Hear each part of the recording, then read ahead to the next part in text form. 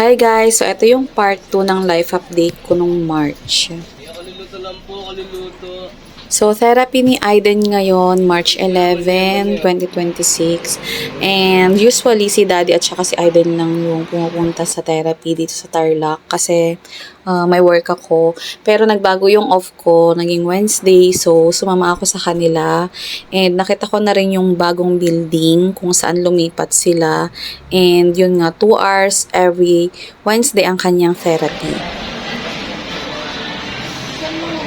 After that is nag-family date muna kami. So, pumunta kami ng SM Tarlac and nag-take out kami ng Jollibee. Then, kakain kami sa Mang Inasal. So, si Aiden lang yung nag-take out ng Jollibee. Tapos kami ni Daddy sa Mang Inasal na kami nag-order.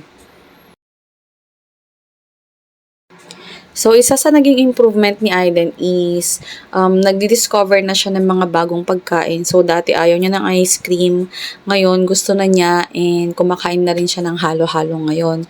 So, dati super picky siya. Pero ngayon, parang ino-open niya yung sarili niya para sa mga new food. And then, nag-Watsons naman kami guys. Actually, hindi ako ang bibili dito, si Daddy. So, naubos na kasi yung hair gel niya, kaya sinamahan namin siya. Ayan. So, namimili siya kung anong variant yung kukunin niya. And then, ako naman is window shopping lang. Check ko lang kung may mga gusto akong product na gustong itry someday. So, after ko na lang sigurong mga nak. Kasi ayoko munang mag-try ng any product ngayon, lalo't buntis ako. So, window shopping lang tayo sa Watsons. And ang dami kong gustong itry. Pero, lalo yan yung mga hair mask. Gusto ko rin yung mga hair mask na itry. So, uwian na guys. After a long day, nakita ko ay nakasama ko yung anak ko sa kanyang pagte-therapy. And sulit naman yung bawat gastos namin. And then, April 5 naman guys, 2026 is dumating yung kapatid kong OFW from Hong Kong. So, yung mga package niya is nauna siyang dumating kaysa sa kanya. So, bubuksan na namin siya. And check namin kung ano yung mga pwede naming ibigay sa mga relatives. Tapos, sa mga pinsan din. Then, yung mga kailangan dito sa bahay. Usually, yung mga nandyan sa package is mga kailangan talaga sa bahay. So, enjoy watching muna guys kung anong laman ng aming package.